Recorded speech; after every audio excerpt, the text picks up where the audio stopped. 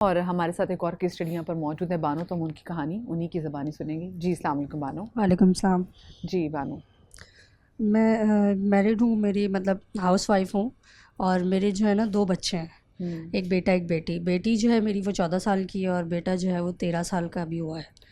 तो मेरे हस्बैंड जो है वो आउट ऑफ कंट्री होते हैं, शुरू से ही वो मतलब आना जाना उनका लगा रहता है, जॉब उनकी वहाँ पर है। तो उन सारी बच्चों की परवरिश की ज़िम्मेदारी और टोटली उनका बाहर का घर का हर तरह का ज़िम्मेदारी मुझ पर है। मेरे हस्बैंड उनको मुझे फाइनेंशियली भी सपोर्ट करते हैं और मेरे बच्चों को भी जो है ना उनकी डिमांड्स वो फौरी तौर पे बस मुंह से निकली और पूरी हो गई। अब जैसे जैसे बेटा बड़ा हो रहा है ना, बेटी तो मेरे कंट्रोल में रहती है क्योंकि बेटी जो है वो घर में होती है ज़्यादातर, स्कूल गई, स्कूल से आई और बस ट्यूशन या जो भी है।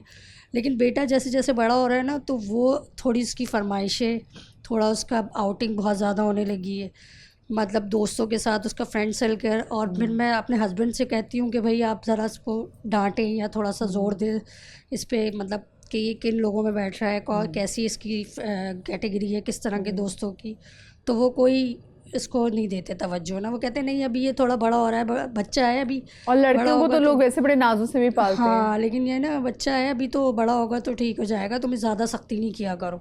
जो एक बाप की सख्ती होती है वो एक अलग चीज़ होती है, क्योंकि वो वहाँ जाके बाहर जाके देख भी सकते हैं कि बच्चा किन लोगों में उठ रहा बैठ रहा है। अब जैसे अभी इतना 13 का है, अभी उसके बाइक से नीचे पैर भी नहीं आते, ज़मीन पे भी नहीं पहुँचते हैं। वो कहते हैं बाइक दिला दो, तो मेरे हस्बैंड कहते हैं कि नहीं नहीं कोई इशू नहीं है, दिला दो, कोई मसला नहीं है। वो जिद करता है इस बात पर। और वो जिद करते हैं क्योंकि आजकल मैंने खुद देखा है कि छोटे छोटे बच्चे जो हैं वो बाइक, उनकी अगर हाइट बढ़ गई है, पैर पहुँच रहा है, तो कहते हैं कि दिला दो।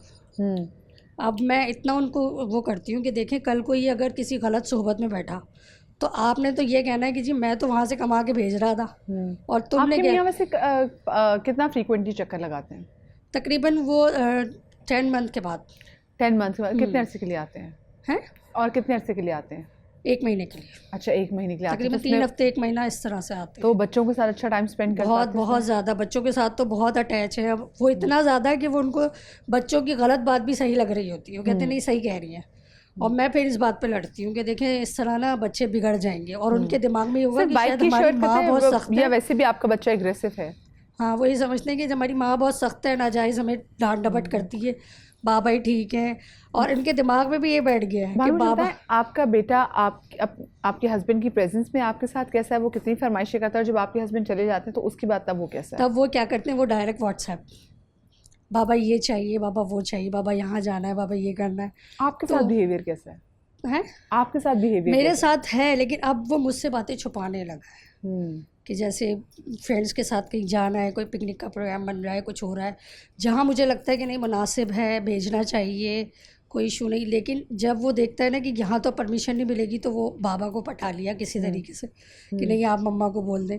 तो मुझे कभी कभी गुस्सा भी आता है, मैं कहती हूँ देखो कल को ये कुछ हो गया ना, बिगड़ गया, हाथ से निकल गया, क्योंकि इकलौता है। फिर आपने मुझे कहना इकलौता ना भी होता तब भी है कि सबकी एक वो है। सही। अच्छा किरण, मैंने ये देखा है कि बहुत सारे पेरेंट्स पे ना, क्योंकि वो एका नहीं होता इस मामले में बच्चों की तरबियत में, माँ अगर किसी वो माँ बाप ऐसे ही कहते हैं कि जी गुड कॉप जो है बैड कॉप बन के खेलेंगे, माँ जो है उसका क्योंकि उसने तरबियत करनी वो सख्त होगी और बाप थोड़ा लीनियंट होगा, हमने भी देखा है। फिर दूसरी जगह हमने देखा है कि बहुत सारे हमारे आसपास केसेस में जब कहीं डिवोर्स होती है और वहाँ पे बच्चे इन्वॉल्व होते हैं, तो उनको लेके भी ना माँ बाप दोनों की कोशिश हो रही थी कि बच्चे को किसी तरीके से मैनिपुलेट करें ताकि बच्चा हमारे पास रह सके, बच्चा हमारा रहे, हमारे मतलब हमारी वकालत करे। वो बच्चे के हक में कितना बुरा है जब माँ बाप भी एक पेज पे नहीं होते और जब बच्चे को आप सब कुछ देने की कोशिश कर रहे होते हैं और आपको पता नहीं होता कि अनकॉन्शियस। देखिए मुझे जो सेकंड आपने सिचुएशन बताई डिवोर्स, वो तो एक अलग है क्योंकि उसमें तो दे आर डिफरेंट और वो चाहेंगे हमारी तरफ आए। जो फर्स्ट आपने बताई कि ड्यूरिंग दैट मैरिज, अभी वो रिश्ते में और बच्चे के लिए दोनों हाजिर हैं। याद रखें, मैं अभी इस केस में ये चीज़ देख रही थी, there was no one message. Parents की तरफ से अच्छी तरबियत का सबसे बेहतर फार्मूला, वन ऑफ द बेहतर formula is having one message. एक बोर्ड पे रहना चाहिए पेरेंट्स को, तभी बच्चे चाहे 1 हो 2 हो या 10 हो, एक मैसेज जाएगा, बच्चों की तरबियत बहुत बेहतर तरीके से होगी।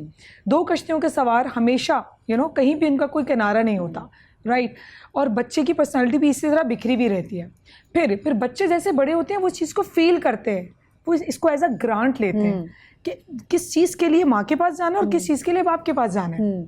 ठीक है, मतलब बच्चा भी समझदार है, ऐसा नहीं कि बच्चा बेवकूफ़ है। Exactly. हाँ, उसको पता है कि मैंने कहाँ किसका क्या इस्तेमाल करना है। अब यहाँ पर अभी जैसा कंसर्न है कि बच्चे के साथ क्या किया जाए, यहाँ पर मैं कहूँगी, और हमारे पास इस तरह के केसेस आते हैं, यकीन करें हम पेरेंट्स को पहले काउंसलिंग में लेते हैं कि पहले आप लोग आइए, आपसे बात होगी, आप लोगों के दरमियान ऐसे क्या चीज़ है जो बच्चे के लिए नेगेटिव जो है वो साबित हो रही है। जैसे आप दोनों का एक मैसेज पे ना होना, फिर आप लोग, जैसे उन्होंने कहा, फिर मैं उनसे लड़ाई करती हूँ कि आप उसको क्यों पूरा करें, तो यानी फिर बीच में जो फिर कॉन्फ्लिक्चुअल भी हो रहा है वो भी बच्चे के लिए क्या है, एक क्या असर दे रहा है। ठीक है, तो पेरेंट्स को, और बच्चे को ये मैसेज जा रहा है कि मेरा बाप मुझसे ज़्यादा प्यार करता है, तो वहाँ से फादर की तरफ से इमीडिएट ग्रेटिफिकेशन एक होती है कि जो चाहिए मुझे अभी चाहिए, फ़ौरन ही मेरी ज़िद पूरी चाहिए, मेरी बात पूरी की जाए। तो ये बच्चे को ज़िद्दी भी बनाते हैं। अब देखिए इनके केस में बेटी भी है।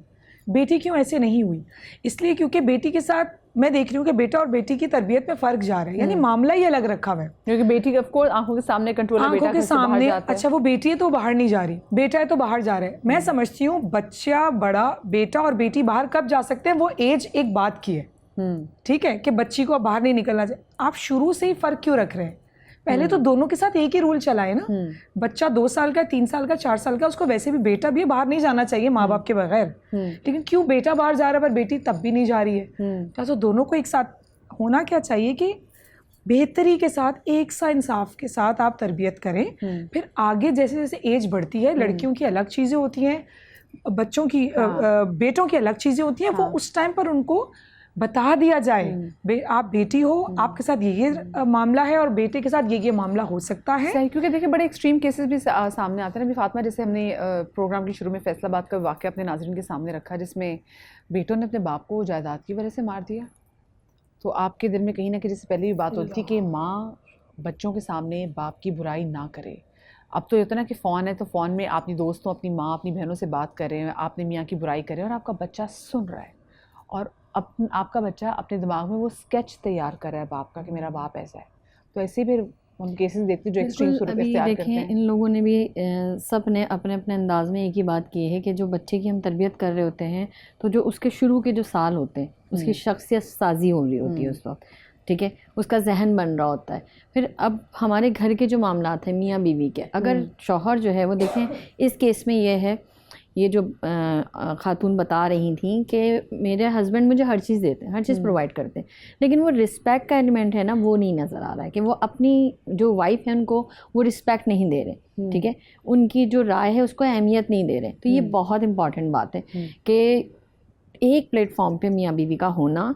और फिर जो आपने बात की कि ये वाला जो वाक़ये की आप बात बता रही हैं, तो वही कोताही की बात नज़र आती है कि हमारी मानते नहीं है वालिदैन कि हमारी जो तरबियत है उसमें कोताही रह गई है। जब हम दीन से हट के किसी चीज़ को फॉलो अप करते हैं तो जाहिर सी बात है हमारे घर में भी वो बेबरकती आती है और हमारी ज़िंदगियों में भी बेबरकती आती है। दीन ने क्यों कहा कि जब लड़का लड़की बालिग हों तो उसकी शादियाँ कर दी जाएँ, ठीक है ना, शख्सियत साजी तो यहीं से हो जाती है ना कि आपके जहन में कोई नेगेटिविटी नहीं आती है और वो एक तरफ जो है बच्चा जो है वो एक तरफ फोकस हो जाता है। फिर अगर जो बच्चा है उसकी शख्सियत साजी में हमने दीन की तालीमात को थोड़ा थोड़ा वक्तन फ़वक्तन हम उसके जहन में वो चीज़ें डालते हैं जो हमें अल्लाह और उसके रसूल के अहकामात हैं। फातिमा, कितना ज़रूरी है कि जॉइंट फैमिली सिस्टम जो है बच्चे की परवरिश के लिए? बहुत ज़रूरी है, बिल्कुल ज़रूरी है, लेकिन अकेले रह के भी बहुत अच्छे अंदाज में हो सकती है। ज़रूरी नहीं है कि बहुत जॉइंट फैमिली सिस्टम में ही हो। मैंने कहा ना कि माँ और बाप जो है वो दर्जगाह हैं, बच्चे की दर्जगाह है, पहली दर्जगाह है, और बच्चा गीली मिट्टी की मानद होता है। तो उस वक्त जो आप उसकी शख्सियत साजी कर रहे होते हैं उसी को वो अडॉप्ट कर रहा होता है। अब जैसे कि रसूलुल्लाह सल्लल्लाहु अलैहि वसल्लम की एक हदीस का मैं मफ़हूम बयान करूं कि एक औरत ने अपने बच्चे से उस वक्त रसूलुल्लाह सल्लल्लाहु अलैहि वसल्लम के सामने कहा कि मैं तुम्हें ये चीज़ दूंगी। आप सल्लल्लाहु अलैहि वसल्लम ने फ़ौरन फरमाया कि क्या तुमने जो बात की है इससे तुम इसको पूरा करोगी? यानी कि इस बात में पहलू नज़र आ रहा है कि जो आप बच्चे से कमिटमेंट करो वो झूठ में भी, यानी आम बात जो करे उसको कमिटमेंट, वो बच्चा उसको अडॉप्ट कर रहा होता है एक एक चीज़ को, कि अगर आप उसे कमिट करते हो कि ये चीज़ मैंने देनी है तो देनी है। यहाँ पर मुझे एक छोटी सी ब्रेक लेनी है, ब्रेक के बाद दोबारा हाजिर होते हैं और गुफ्तगू के सिलसिले को यहीं से शुरू करें।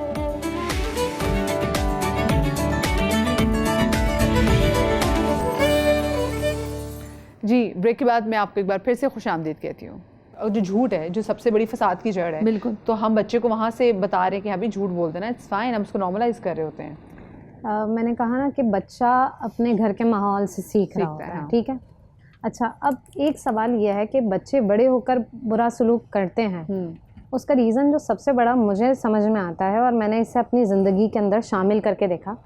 अभी ज़ाहिर है मेरे बच्चे उस एज में नहीं पहुँचे हैं, लेकिन आप जब तक तजुर्बा नहीं करते हैं तब तक आपको आइडिया नहीं होता है कि दुनिया और माशरे में क्या हो रहा है।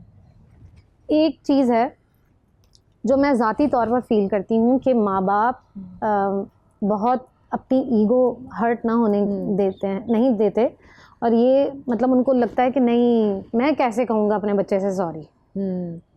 मतलब बाज़ औक़ात आप पिटाई लगा देते हैं ना, ज्यादती कर जाते हैं, कर हाँ। जाते हैं आप ज्यादती, और करते हैं माँ बाप बाज़ औक़ात कर जाते हैं। बिला वजह बच्चे पे चीखना, ये भी बिला वजह ज्यादती है। चीखना, बेजा पाबंदियाँ लगाना, सिर्फ अपने आप को मुतमईन करने के लिए। हालांकि बाज़ औक़ात उसके लिए कोई गेम खेलना सही होता है, लेकिन आप ज़बरदस्ती नहीं, मैंने कह दिया है अब तो तुमने ये करना ही नहीं है, बस मैंने कह दिया, ये ना करें। देखें, आप उसके ऊपर बेशक कुल्लुकुम राइन व कुल्लुकुम मसूल, हर एक से उसके मातहत के बारे में पूछा जाएगा, लेकिन आप उसके बादशाह नहीं हैं, आप उसके हाकिम नहीं हैं, आप उसके ऊपर हुकूमत नहीं चला सकते हैं। वो आपके वो नहीं है कि जैसे आप कहेंगे वैसे, वो कोई रोबोट नहीं है, वो एक इंसान मतलब है। आप उसको अपनी जिंदगी के फैसले करने दें, Request उससे करें। शादी कहाँ करनी है, उससे देखें- कौन सा प्रोफेशन चुनना है। देखें, ये जो है ना बहुत आसान है अपनी औलादों को कंट्रोल करने के लिए, और ये हमने अपनी अम्मी से भी सीखा, हमारी वालदा भी, और मैंने अपने बच्चों में देखा। आप बच्चे से कहेंगे नहीं ये नहीं करना, वो करेगा। बच्चा करता है। Reverse और आप कहें, psychology। प्लीज़ नूर फातिमा आज ये नहीं करो ना, अम्मा ठीक है। ये जो आपका रिक्वेस्ट करना है ना, अगर वो बच्चा दोबारा, मैंने तुम्हें कहा था नहीं प्लीज़ ये नहीं करो ना, इसमें कुछ नहीं जाता आपका। अच्छे अंदाज में हाँ, बात अच्छी करना। बात। आप रिक्वेस्ट कर लें आपको। और नबी सल्लल्लाहु अलैहि वसल्लम से एक सहाबी ने हुजूर चूम रहे थे मौला हसन मौला हुसैन को, आप ऐसे प्यार करते हैं। मेरे तो 10 लड़के, मतलब अच्छी तादाद बताई कि इतने बच्चे हैं, मैं तो किसी को नहीं चूमता। रसूल ने फरमाया अगर अल्लाह ने तेरे दिल से रहमत को निकाल दिया तो मैं क्या कर सकता हूँ। तो ये जो प्यार करना, इज्जत देना, ये बच्चों को अगर आप इज्जत देते हैं ना, तो जब वो कभी गलती कर रहे होंगे ना, तो आपके पास बच्चा डरता है आपसे सॉरी कहने में। क्यों झिझकता है? इसलिए झिझकता है क्योंकि आप आदी नहीं है सॉरी करने के। वो नहीं करता है, वो गलती एक्सेप्ट नहीं करता। वो अपने माँ बाप से लेते, इसमें कोई मतलब मुमानियत है कि माँ बाप अगर गलती करे तो माँ बाप को मना किया हुआ है कि अपने बच्चे से तुमने सॉरी नहीं बोलना।